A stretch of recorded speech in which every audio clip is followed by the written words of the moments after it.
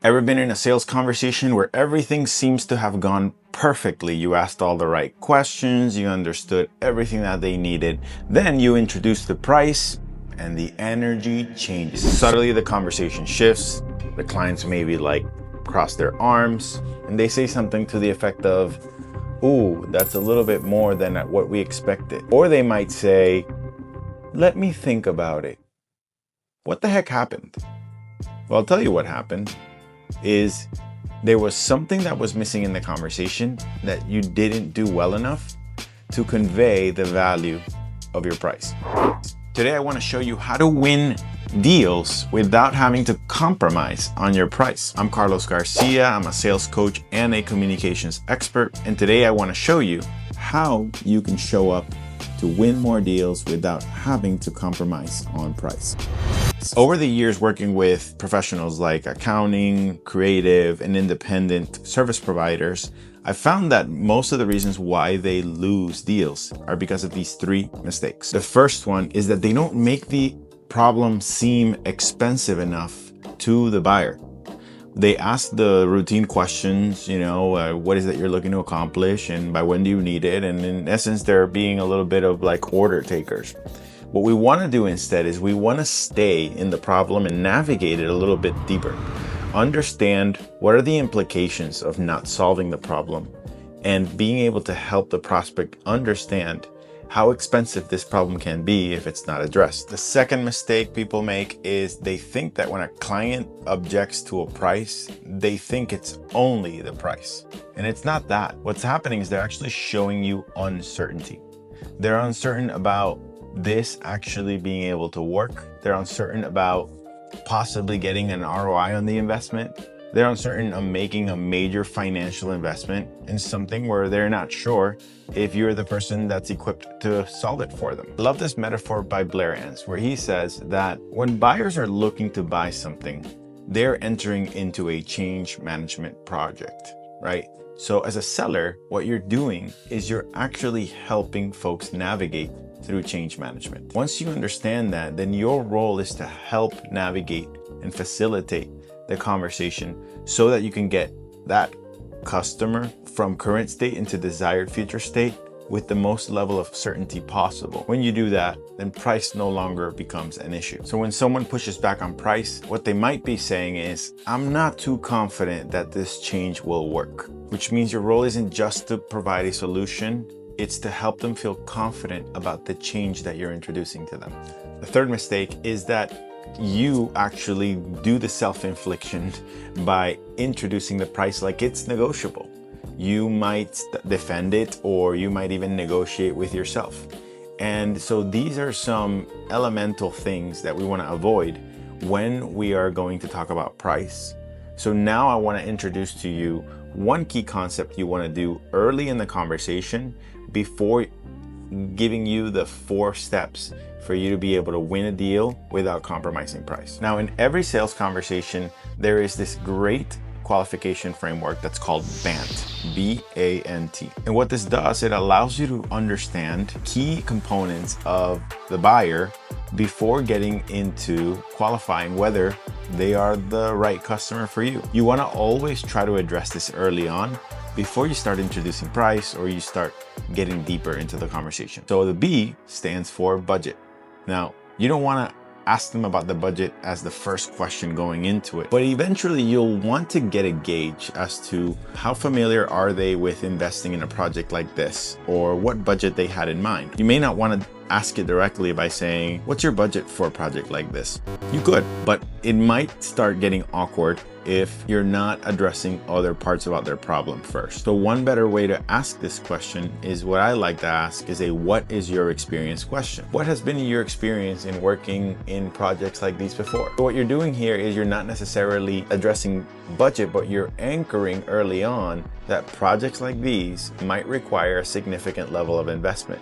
So in their mind, whatever budget they had in mind, they probably moved that number to say, maybe this requires a bigger investment than I anticipated. What you're doing is you're opening flexibility for the client to be open-minded later on when you introduce the price, for them to say, "Oh, okay, I understand why, because of the question that they asked me earlier. The second one is A. A stands for authority. Authority is, who is the decision maker? Are you talking to a manager or a different level of employee that has to bring this to another person before making the main financial decision?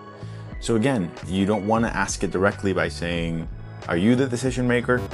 Instead, what you could ask is, just out of curiosity, is there anyone else that needs to be involved in this conversation before making a decision? So that's a better way to frame it, just so that you know that if this requires a follow-up conversation with a person that's going to make the decision on price, then you want to plant that seed early and become psychologically ready for it before the pricing conversation comes in. The third is need, and this is the bulk of the conversation. You want to make sure you're asking really good questions to ensure that what you have matches with what they need. And you do that by asking really good questions up front about the problem. One of my favorite first questions to ask is, what is it that you're looking to accomplish? It's a very open-ended question and allows the person that's talking to you really just open up about everything, right? Yeah, you know, I saw you on the website and we've been having this problem for X amount of time. And I noticed that you specialize in X, and they just start going and rambling. And that's beautiful, because that is a brain dump where you're gathering context and understanding where they are. What's their current state and what's their desired future state. And the last one, which is T, is timeline. You know, by when would you ideally like this project to be implemented? Or by when would you like this project to be completed? This gives you a better understanding around urgency. You know, are they just starting to dabble into potentially investing into something like this? Or have they been doing their research for a while? You know, what's their pain threshold? How long have they had this problem for? How ready are they to get started? Make sure you address these 4 elements before going into the price itself, and you'll find that the conversation will be smoother for you.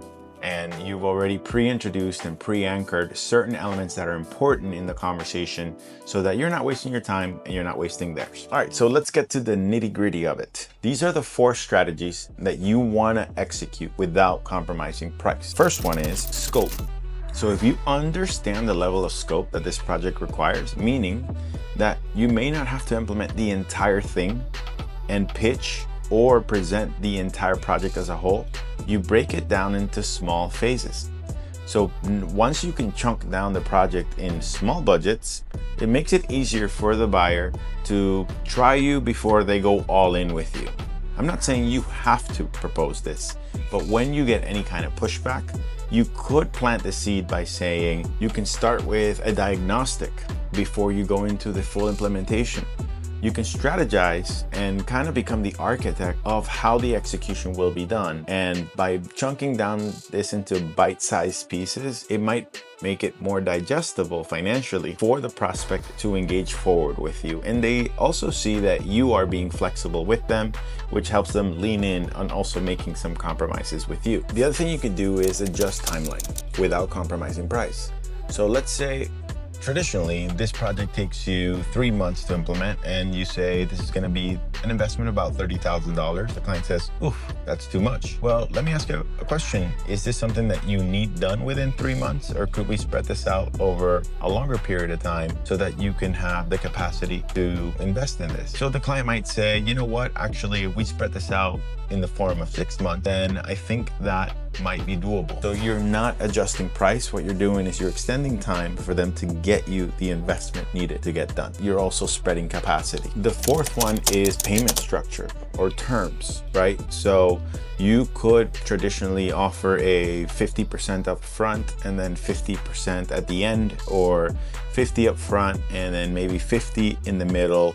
Or you could also create milestones. So sometimes clients might say, you know, I can't give you the 50 up front. Maybe you can break it down into 3 payments. Would it be helpful if we broke this down into monthly payments for you? Would it be helpful if we broke this down into 3 payments instead of 2? So by doing this, you're offering, again, more flexibility on your end. And the last one that I like is adjusting the levels of implementation. There's different ways that you could still sell the same solution without necessarily having to do it exactly as you presented it. So although this might not get you the deal at the price that you originally mentioned, by offering options in the way you implement it, it could provide an opportunity to still win the deal. So I'll give you an example. I have 3 options that I can offer you. One is I could do it all for you, right? You don't need to be involved. You don't need to get your team involved. We'll maybe have a weekly check-in and you give me some feedback and we keep on going. The second way that we could do it is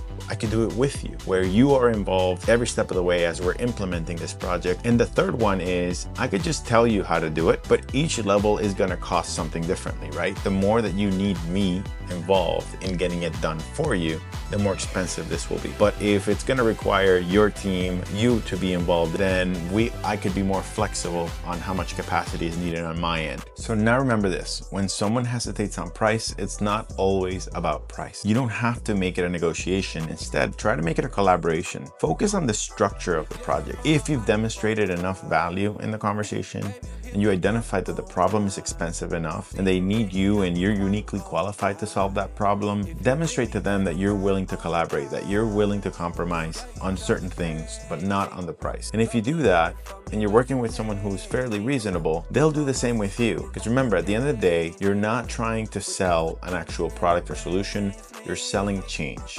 And with change comes uncertainty. And the more certain you can make them feel about you being the person that's qualified and ready to solve their problem, the more confident they will feel in choosing you as their primary service provider. So if you found this video to be helpful, make sure you click subscribe and like and comment below. Like, what's the biggest thing that you run into when it comes to talking about price? Is it an internal issue that, sometimes you lack the confidence to actually communicate your price, or is it something that they say specific? I'd love to help you address any issues that maybe I didn't cover in this video. So thanks for tuning in, and until next time.